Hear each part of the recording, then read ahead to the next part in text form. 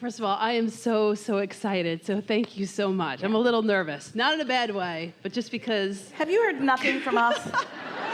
Were you asleep over there in your chair? No, I wasn't. And I want to thank you so much. My life, I could cry. It's been so amazing. Yeah. And I am so appreciative. We can see how happy you are.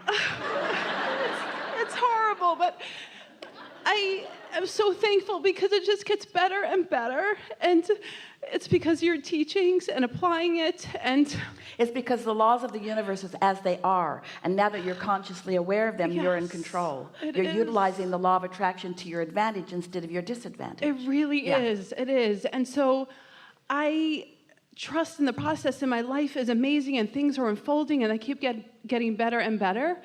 And I would just love your help, because when I envisioned my life, I envisioned a business which is thriving, which is what I have, and having a partner, which is someone who's amazing, and I have him too, and getting married. Can't count on them, they die. I know, luckily he's still here. And getting married and having fun and having a baby and doing all those fun things. And does anyone feel a big butt coming on?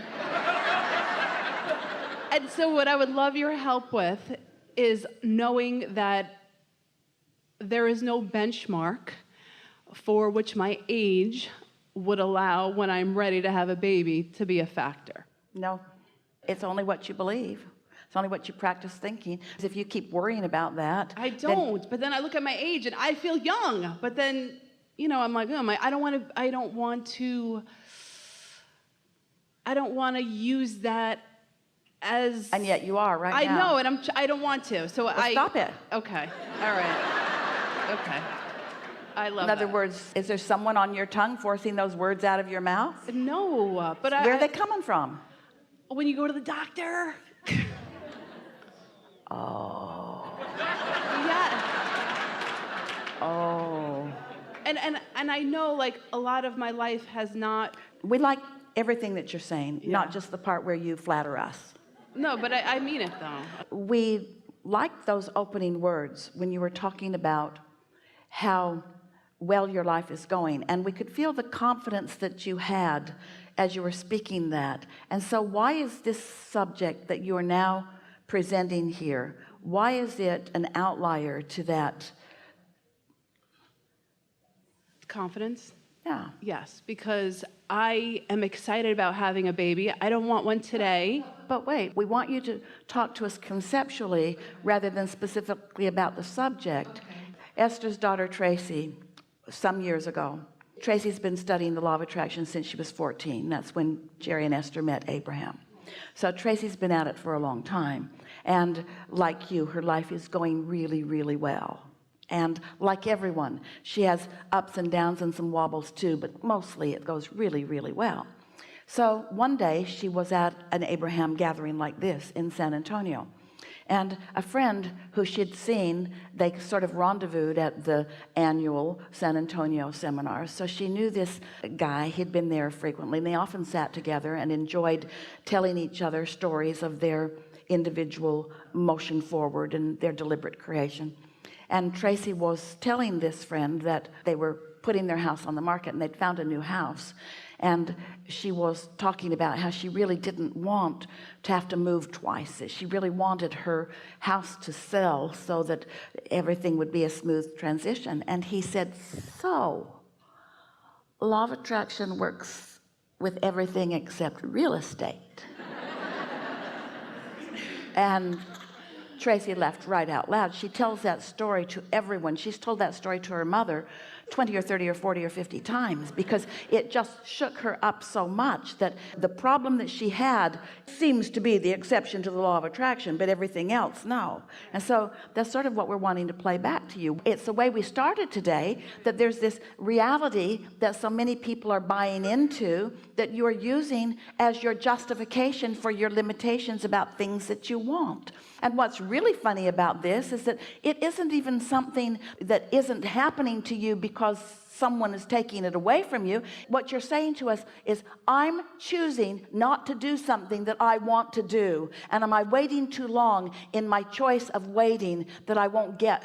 And we say, doesn't that strike you as funny? Doesn't it strike you as funny that your inner being, who knows who you are and knows what you want, wouldn't let you go past that point?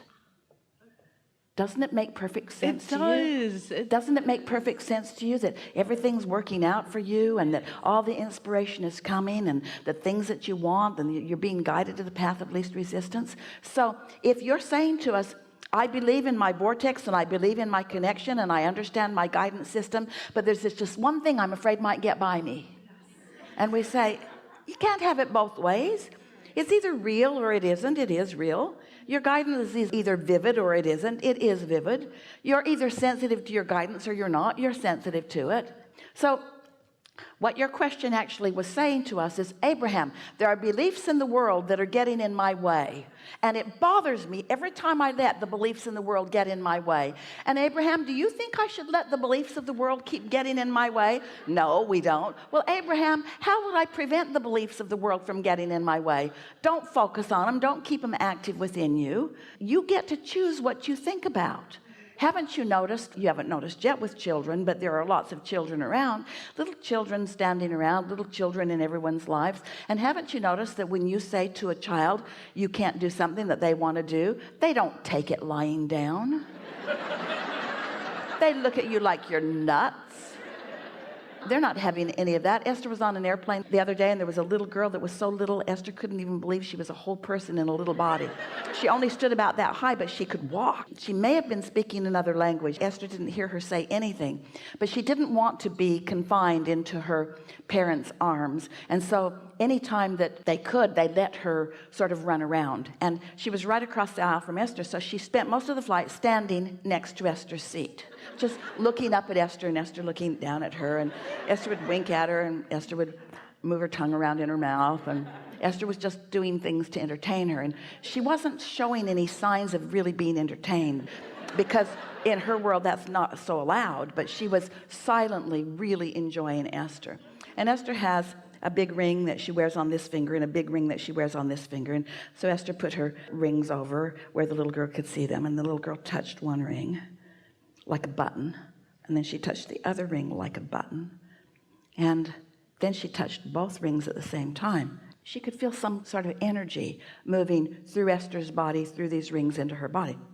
And then she touched one ring and felt nothing, and touched the other ring and felt nothing, and then touched both rings. And then she touched one ring, and her own earring felt it again. She and Esther just had this conversation, this energetic conversation. What she knows at the core of her being, and what Esther knows at the core of her being, their inner beings were having a conversation with each other. She was being inspired to action. Esther was being inspired to action. There are so many levels that you are being tended to. There is so much information that is coming to you. There is nothing that you cannot be or do or have. There is no limit to your ability to attract. It's everywhere. Esther's on an airplane with no entertainment in the headrest, and a little angel of the world doing an energy demonstration for her at her seat. I've come to you to demonstrate the flow of energy, you see. There are no limits to how you can be entertained. If the universe goes to that extent, don't you think that something as important to you as what you've defined that's been in your vortex for a very long time, you think you're going to miss out on that? No. And don't you feel silly for even worrying about it a little bit? Yes, I want to. Yes, I do. And again, like I said, that was the only thing that just, when you go to the doctors and people say now about you're age. Keep doing it, aren't you? Yes, you are. You're going to keep doing it. Why are you doing that? I feel good. We know that. We're just saying. Yes. That as long as the tendency is still there, then that's still active in your vibration. And as long as that's active in your vibration, then the energy isn't flowing. What we were talking about with that story is that there's energy flowing all around you, and those who are sensitive to it can feel it, you see. The easiest way to be sensitive to energy, this little being has, to this point in her life, not offered any resistance, so she's still pure to the energy, so she can feel it. It was so obvious to Esther that she felt it. She looked at Esther like, do you know that? Can you feel that? Do you know what that is? And Esther looked back at her and said, I I know exactly what you're feeling. I know, I get it, I understand it. And so if you're sensitive to the energy, that's a lovely thing, but at least be sensitive to your emotions. That story that you were telling hurts you every time you tell it. It would be like touching a hot stove, and instead of taking your hand away, just saying, well, my doctor believes this. I know. It hurts like everything. I'd like to take my hand away, but my doctor believes that. In fact,